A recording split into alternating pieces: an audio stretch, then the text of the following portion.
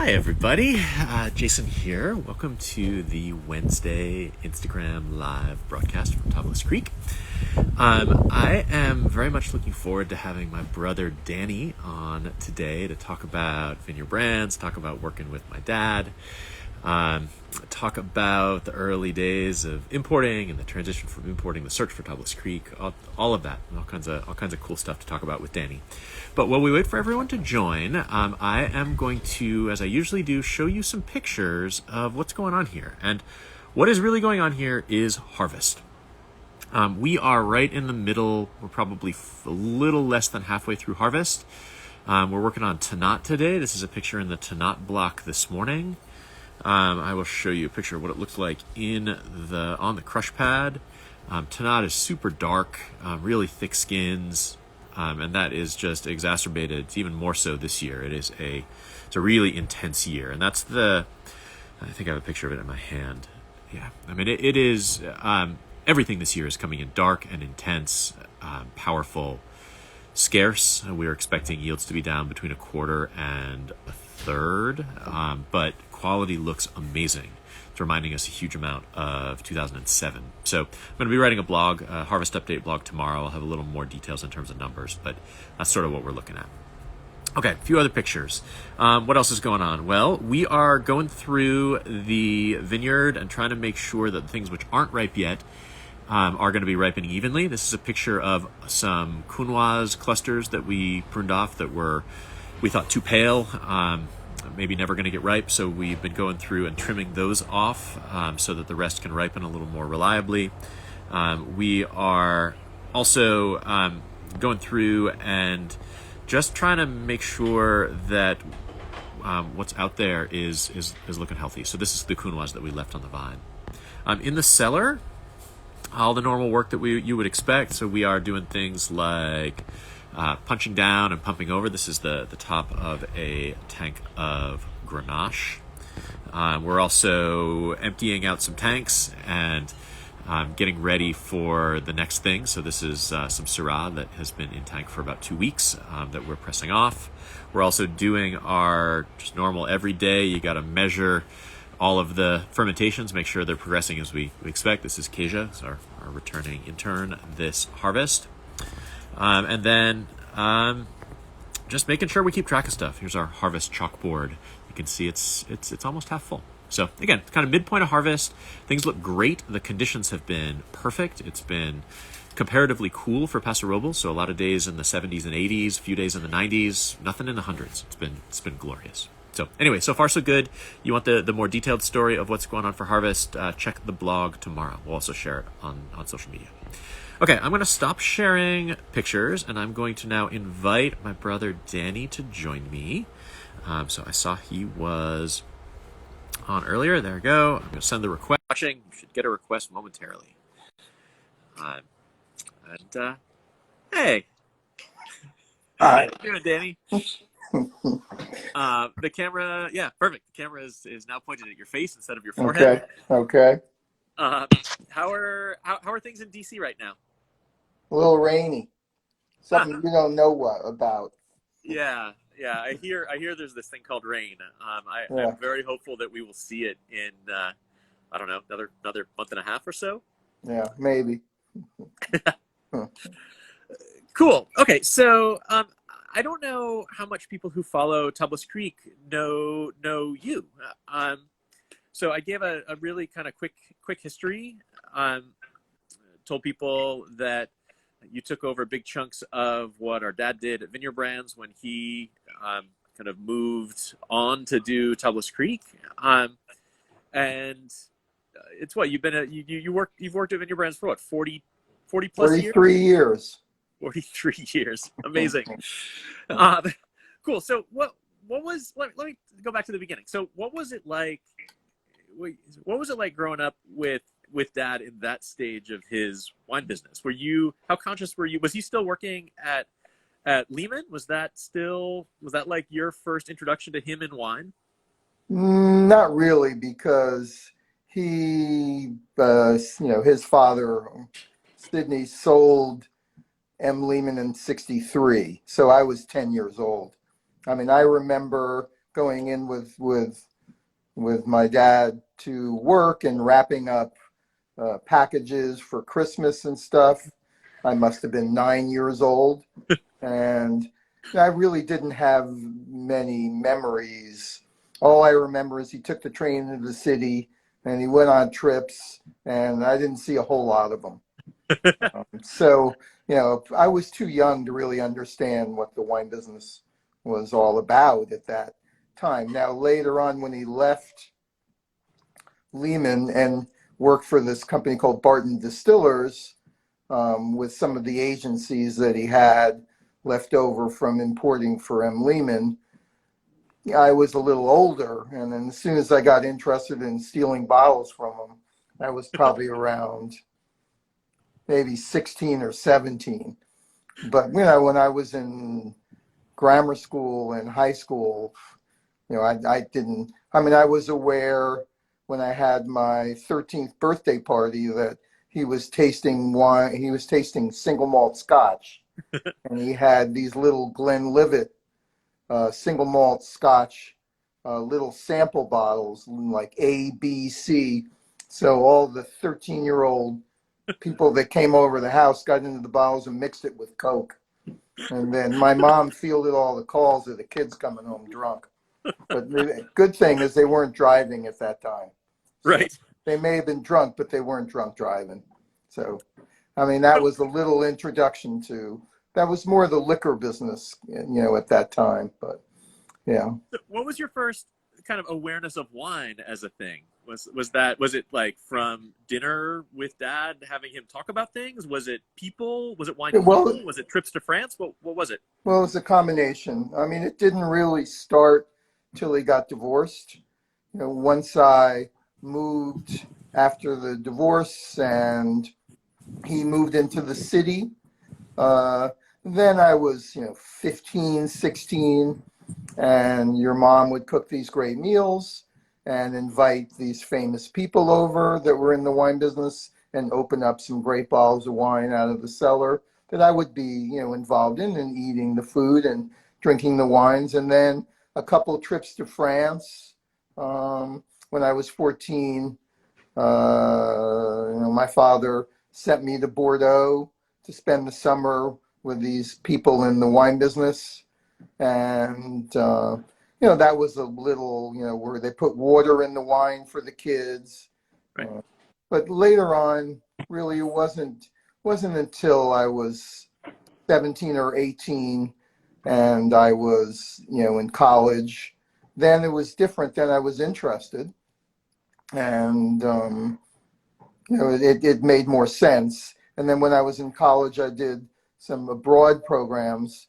And then, dad would come to France and take me away on one of his buying trips. That was always interesting. Plus the food was better and, it wasn't so great sort of, on my own in Paris. But when he came along, then we go to all the great restaurants and drink really good wine. So. What were some of the places that you remember visiting? Some of the estates that you remember visiting with him on those early trips? Oh, we went to Petrus, we went to Aubryon, and we would have dinner with, Christian, with Jean-Pierre Moex. And then we went to Burgundy. I remember having dinner with Jacques d'Angeville at Hotel Lamoise, which is now a 3-star. And I guess I was 16. And all I remember, it was so long. And at 16 years old, when everybody is blabbing in French and you're having course after course, I wasn't that interested. And then next thing you know, it's dessert. All right, I'm getting out of here. No, it's champagne. It was like agonizing hours at the table. But anyway, I do remember meeting, the key people in Burgundy, some very famous growers. But at that time, I was more interested in art than I didn't think I was going to end up in the wine business. So. Right. So I remember you telling me that you would say never, absolutely not, anything but the wine business. No tie, no jacket. I did not like to dress up. I didn't consider myself a salesman or interested in selling. I just wanted to paint pictures and get paid for it. Well, obviously, that didn't work out. Right. So okay. So talk about that. So you went to college. You studied art. You did lots of painting and ceramics and Yep. drawing. So what happened after that? What was next? So I did a lot of art, and I got a lot accomplished and a tremendous amount of paintings done. And that was very interesting. Of course, when you go to college, your teacher says, "Oh, you can have an exhibition in New York." That's so you pay for the next semester. So they just keep going to the college. I mean, I got my BFA, but what was interesting at that time, um, you know, my dad would go off on these wine buying trips and he'd leave this incredible cellar. So I'd grab all kinds of stuff and bring it back to the dorm. So we were drinking Riechborg, we were drinking beer and Auslese, classified gross, with some like disgusting food we got at like the local delis. But so I was interested in wine. I cared for it, and I knew some people, but I wanted to do art. So as soon as I got out of college, I remember looking at my bank statement. It's like, how do I have more and more money in my account? What I didn't notice was the minus in front. So Ah, I was overdrawn at the bank. So I basically told that to my father, and he said, "You want to work for me?" And that was it. That was 1977. So that's when I started. and so where did you start? Did you? I mean, you've been in DC for most of this time, but you didn't go For a straight to long, DC, did you? so I started at that time. My father's right-hand man was Charlie Falk, and I worked under Charlie Falk in Boston. So literally, I went right to Boston, got an apartment in Brighton, sold wine for a little while, and then drove cross country to Freemark Abbey. At that time, we were representing a fair amount of California wineries, Yeah. and did a harvest. And then after Freemark, after the harvest was over, then I drove cross country again and did the southern route and worked for a few months in Miami Beach, a few months in Georgia, and then drove north and did a harvest at Beaucastel. And yet you did not decide like what you really wanted to do was going to be to work at a cellar, right? Go ahead. Sorry. So, but you did not come away from these harvest stints thinking, what I really want to do is I really want to work at a winery. Hell You, no. No, not for a second. All I remember is, I mean, at Freemark, my first job was they stuck me in the parking lot with a hammer busting up pallets. And I was like, I'm not learning about wine. I'm just doing these bullshit jobs. And I enjoyed my time at Beaucastel more because I felt like I was part of a team right, and they knew what to do with me. And there was a family connection there that didn't really exist at Freemark. right, So that was more interesting for me. And I did all aspects, and even picking. When I worked at Freemark, there was no picking. You didn't go in the vineyards and do harvest. But there was a lot of chemicals and sanitizing tanks and doing all that work. There was a lot of cleaning up. yeah, And it's just like in art, the area where you do the most cleaning up is silk screening. I did it once. I decided if it takes you an hour to clean a silk screen and half an hour to produce the work, that's just too much cleaning up. So not the ratio you wanted. no, that aspect of the business didn't interest me, as far as my future.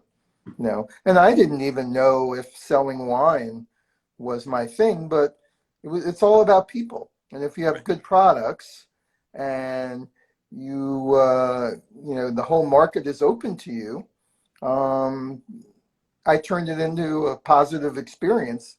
And as I was successful, I enjoyed it more. I mean, you're not going to be enjoying what you're doing if you're not successful, but if you are, So I built up the business and opened up markets and learned a lot. I mean, it took me a while before I had the buying power. It was really 6 years before I had buying responsibilities. I didn't have buying responsibilities till 1983, where I And so started with the did you Loire start out by going with dad to a, like on li- trips a together to little visit all bit. of these suppliers? Not much, no. I mean, basically, the way our dad worked things is like you learn as you do it. I'm not going to teach you. I'll set an example, but you just, you learn. You make mistakes, you learn from your mistakes. That he didn't sort of have to teach you. He wanted you to develop your own style Yeah. and your own relationships and be a big boy. And that's what I did. And I sort of learned as I went along, and I made friends with, not necessarily his generation, but then people of my generation. Yeah. Yeah, and And, I mean that's one of the things I think that's so cool about wine in general, but particularly the Vineyard Brands portfolio, is that like it is so driven by families, and it's families that are now multiple generations into doing what they do. And so, like, I mean, just thinking of the parents, I mean, it was sort of Jacques who Dad first dealt with, and then Jean Pierre and Francois, and that's kind of your generation. Um, um, Jean Pierre a little older, but Francois almost exactly right. he's Um, 1 year younger. Yeah. Yeah. and then like between them, they have 7 kids, like the oldest of whom are basically my age, and the youngest of whom are in their late 20s at this point. So, like, and that's just one example. There's like if you look at all of those Burgundy suppliers, you were dealing with the kids of the ones that Dad first started working with, and Vineyard Brands. I mean, we'll be dealing with their grandkids and great grandkids in future years, Well, I'm already dealing with their grandkids. right? It's like when I was over there, if the 8-year-old was jumping rope, you were nice to that kid because you never know. They grew up to be, they followed in their family's footsteps. Yeah. Very few went off to do other things. I mean, almost all the agencies. And what's interesting is if I go back, what import company still has the same, buyer, same family Yeah. from the original buyer that goes back 60 years? None. It's the Haas family. Yep. I mean, that's it. There's nobody even close. Most of these big companies have sold out, or it's not the original buyer. So we're unique. Yep. I'm unique in the industry, and I'm dealing with third generations mostly now. There's not one person that I deal with now that's from when I started in '83. Right. Not one. Well, the French have reasonable retirement ages and laws, so Mm-hmm. they're probably still alive and still doing well, but they have handed things off. They're not Mm-hmm. working into their 70s and 80s.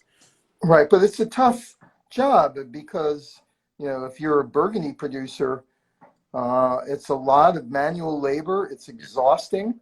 Harvests are very strenuous. That you just can't do it into your 70s and your 80s. I mean, unless you're an alcoholic and you can just sort of just like drink all the wines and drink the cellar and make the kids do the work and just hang around. But not too many people are doing that. No. Yeah. So, do you have a wine that you remember, like, as the first wine that you tasted and just said, "Wow, like this is something amazing and something that I'm going to remember"? I have a number of wines. I mean, I remember with your mom in Bordeaux having dinner and drinking 61 Gloria, and she was like, and with Dad too, and just sort of raving about it. And of course, they got so excited, I got excited too. But then I remember in the early days when we first started to represent Domaine Sauzet, and your mom would make these incredible meals and drink 69 Bienvenue Batard from Sauzet. I remember how great that was. And I remember also the early years of representing Beaucastel, and they had a stash of everybody's birth years, so 44s and 54s. To drink old Beaucastel was just an incredible experience. And this was really before Chateauneuf du Pape became popular. I mean, when Right. I started working in Washington in '79. We didn't even have a distributor for Beaucastel, and we were Uh, selling 67 and 70 Beaucastel. This was in 1977. Those were the current vintages. And I took samples to the buyer for Kronheim at the time, and the buyer said, that's the greatest Chateauneuf du Pape I've ever tasted. uh, And that was it. I got an initial order of like 10 of each. But I mean, we didn't have a wholesaler for it. It was not well known. But to go to Beaucastel and they had this cellar of pre 34 vintage wines that wow. that Jacques didn't set aside and say what the vintages were. And we had no idea what the vintages were. And we were pulling stuff out. Some were incredible, some were over the hill. But it was sort of just cool to have these mystery bottles. And what were And they? was there a vintage like put on the cork? Like, did you find out No, once you opened it, or did you just no, never know? no. We had no idea. We just decided what it was. All right, that's 1929 or whatever. We had no idea. Now they don't let me near that cellar.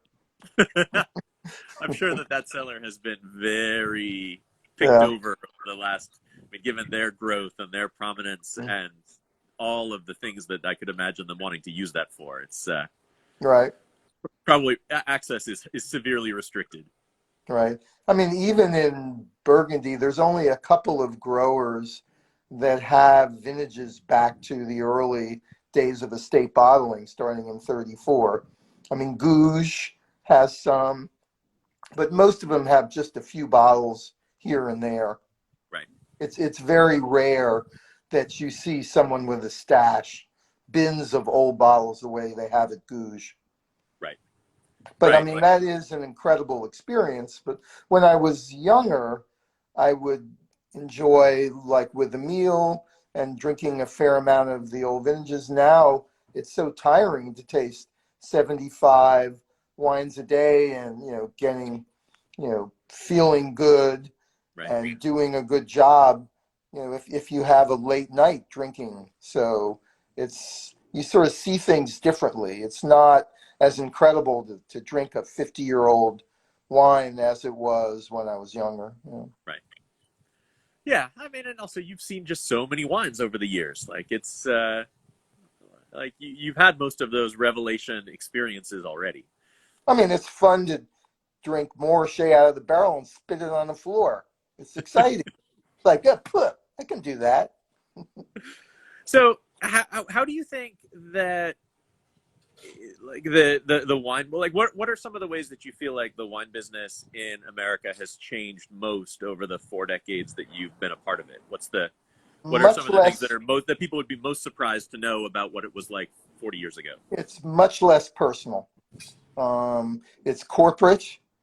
It's there are a lot more ratings.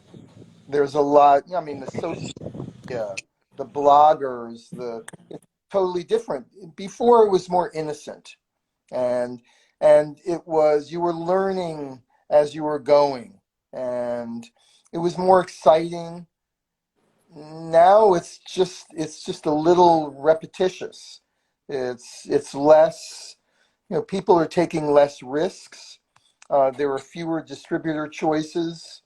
It's more chain store oriented. Um, I think it's harder to survive as far as just having a quality portfolio. I think it's very hard now to have a very successful business with strictly high quality wine. I Yeah, think I mean that's that's something I think that people are often surprised by, given how many more wineries there are and how many more importers there are. The fact that there are fewer distributors, yeah, like state licensed wholesalers, than there were 20 years ago. A lot of people are really blown away to know that. I mean, they don't realize there's been so much consolidation that yeah. like big distributors getting bigger as they buy other distributors. So there's now often this kind of hollow in the middle where there's a few really big guys at the top and a bunch of really little guys and not much in the middle. No, Um, it's true. And I remember making calls on distributors in the '80s and with a pretty good portfolio of wine, and I couldn't convince them to take on vineyard brands. Huh. I mean, it was so frustrating. I mean, now we have so much power. I could go from one distributor to another, and they'd be begging for to represent Vineyard Brand. But that was not the case. It was a struggle, especially early on, finding the right distributors and getting them to work hard for you because they didn't really care. It's all about dollars, and now it's much worse. I mean, thank God we're stronger Right. because if we weren't, we'd be buried. Right. I mean, I often say, like, thank God for us for that the wholesale business is not how we Tablas Creek have to keep the lights on. I mean, it is we have the luxury of treating the wholesale business as kind of marketing, the chance to get other people out there telling our story. But 80% of our revenue comes from what we sell direct, and so that allows us to think of the wholesale world as kind of like the cherry on top of everything else, instead of being uh, like how we make payroll the next week. Right. I mean, it's different now that there are some plenty of wholesalers, but now wholesalers are importers themselves. So Right. you are a supplier, you're an importer selling to a wholesaler importer, they're not going to prioritize your wines. They're going Right. to prioritize You're their competing own with the wine. things that they make. You're Yeah, competing with the things that double they make profit. both the importer and the wholesaler Yeah, margins on. exactly. Yes. So that's hard. So and that's different now. There Right. didn't used to be importer wholesalers really. You didn't compete within the wholesale company. You competed within, their portfolio, but not with their own import business. Right. There weren't the incentives were not. It's kind of Yeah, skewed in that yeah, way. correct. Yeah. Okay.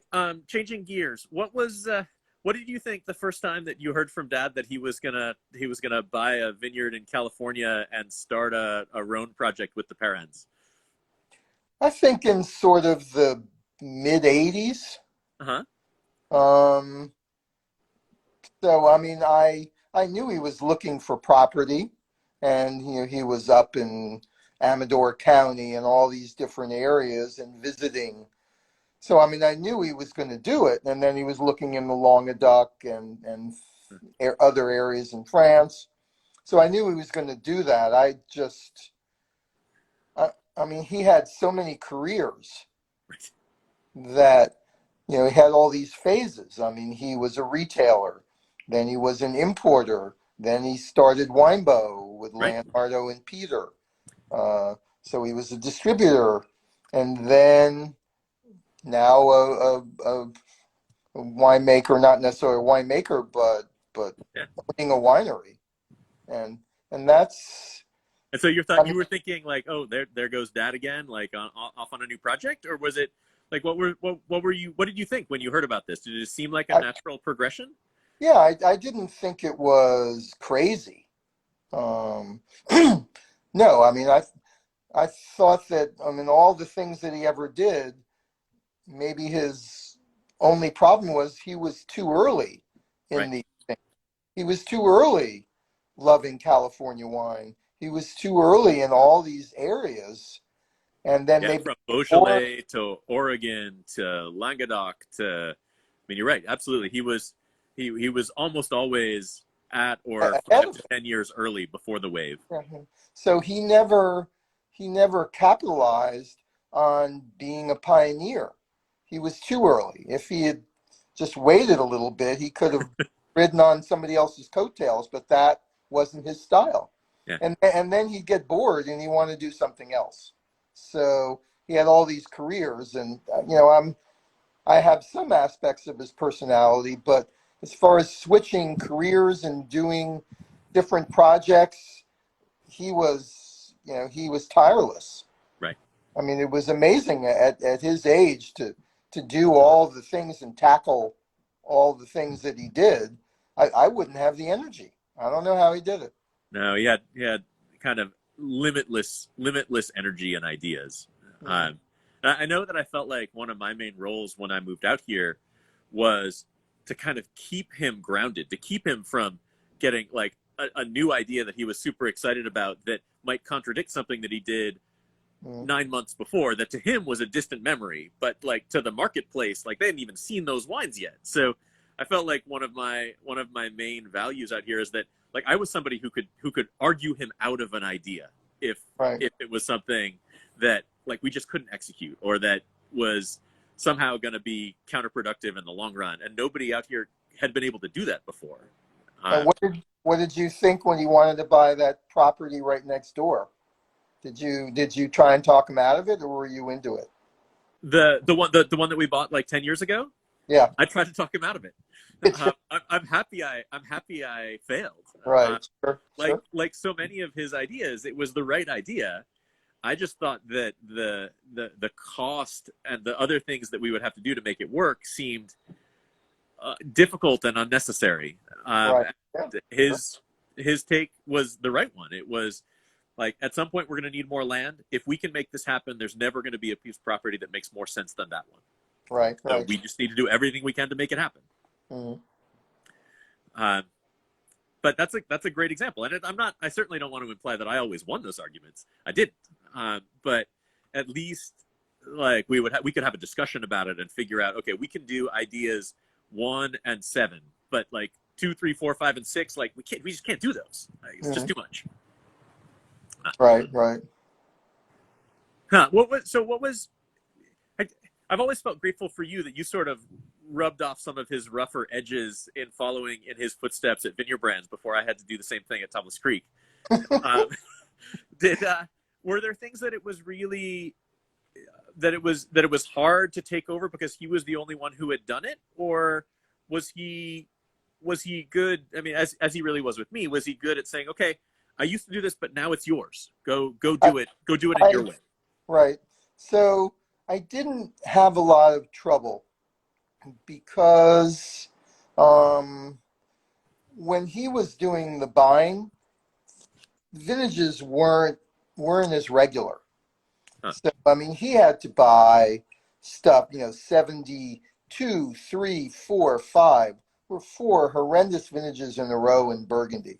77, 81, 82, 84, 86. I mean, there were so many bad vintages. My first vintage I bought was 89.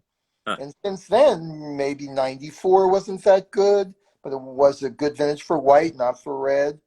So, I mean, it's easier than it was. So, the one thing he didn't, if I was doing it right, he didn't bother me. He didn't tell me how to do it, and I was successful. I mean, the difference is when he was buying the wines, he would sell it, but he only had a couple of customers. When I bought the wines, I had a bunch of customers in different territories. So Right. I not only bought it, but I would sell it too. Right, and Vineyard So, Brands so was that much was the bigger. difference. I mean, Vineyard Brands was really nationwide in a serious Right. way, and had distributors in every state, and had more salespeople on the ground. There was more infrastructure behind you. Right. So, I mean, it was easier, but I was also involved in the selling. So as a buyer, I mean, it's easy to buy, but if you're out there selling and you have trouble with a particular producer, then you know not to buy a bunch Right. more. I mean, you know what it's like in the field. Yep. So I think my job was easier. Um, he really left me alone. I mean, and which was a good thing. Yeah. Yeah, I Um, think it's super hard to do for a proprietor, and I mean it's one of the things that made him special. I mean, I remember on a trip with him, with Charlie and my dad, visiting Clos de Lombres. And I wasn't crazy about the quality at that time. So basically, I was planning on dropping them as soon as I took over buying with the 89. So I remember making my 88 purchase, three vintages, 88, 89, and 90, all at once. And then that was it for me. And I stopped buying Clos de Lombres because I thought the quality wasn't where it should have been. And the ironic thing is, Yeah. we're back to representing them, and it's really exciting what's going on there now. So, I mean, there are agencies that I dropped that I should not have dropped, but at the time it was going into decline. And then Right. later on with the next generation, all of a sudden, like Domaine Fourier one of the greatest estates now in Burgundy. And I made a big mistake there. But, I've added on agencies over the years, and, we have a pretty good portfolio. So I'm Yeah, I'd very say. comfortable. So, yeah. Yeah, I mean, whatever. You can only make the judgments with the information that you have. You don't know that the next generation is going to do something different No. than they did. You've got to make your best assessment and move on. Mm. Okay, last question. Do you have any of your art nearby to show? I mean, I think people who are watching this will see that you have joined from Daniel Haas Art. Oh, And so like, they might not know that you're still doing the buying for Vineyard Brands, but you stepped back from your selling responsibilities, so you have time to go back to painting. And I would love you to show a few of the things that you're okay. working on. Well, I'll just show my last drawing. So this is felt pens. Can you see that? Yeah, it comes through great. It's called Mob Rule. Oof. Yeah, you do live what, like 10 blocks from the U.S. Capitol? 12 blocks from the Capitol. And then I'll show you one painting, and then we'll call it a day.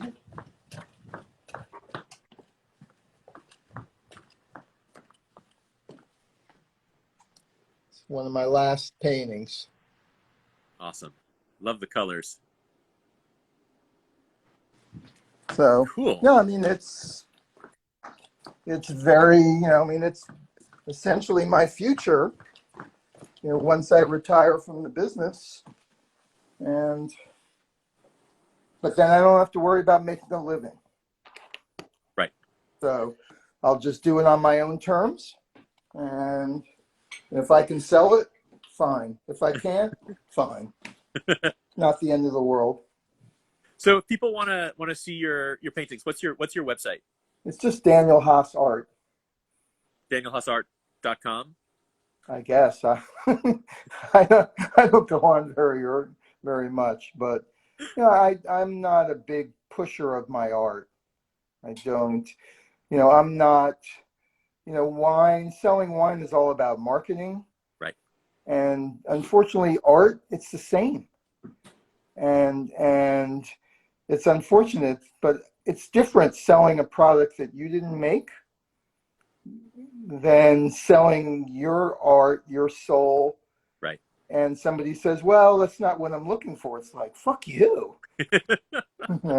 It's so I don't really have the appetite to push my art and work through social media. I mean, technically speaking, I can't figure anything, and I'm glad I can get on this. This was hard enough. Yeah, no, I totally get it. And just being able to do it as a creative outlet is, I mean, that's kind of everybody's dream, right? Be able to do the thing you love without having to worry about whether or not you monetize it. Right, sure. And I'll be doing that. That could be my next project. Awesome. Sounds way easier than starting a vineyard from which you won't get any wine for 14 years or whatever it was that Dad did in his retirement. Well, I'll set up a little booth next to your sister and sell it at the winery. Awesome. Okay. Awesome. We love that. Cool. Okay. So thank you. It's been more than half an hour. Thank you for my pleasure. On a Wednesday. Say hi to Janet when you pick her up. That's our sister who's coming to DC for a visit. Okay. Everybody at Tablas Creek, thank you for watching. If you are interested in more details on harvest, that will happen. The blog will come out tomorrow. And meanwhile, I look forward to seeing you all in 2 more weeks. So again, thanks, Danny. Bye. Thanks, everybody. Okay. See you in 2 weeks.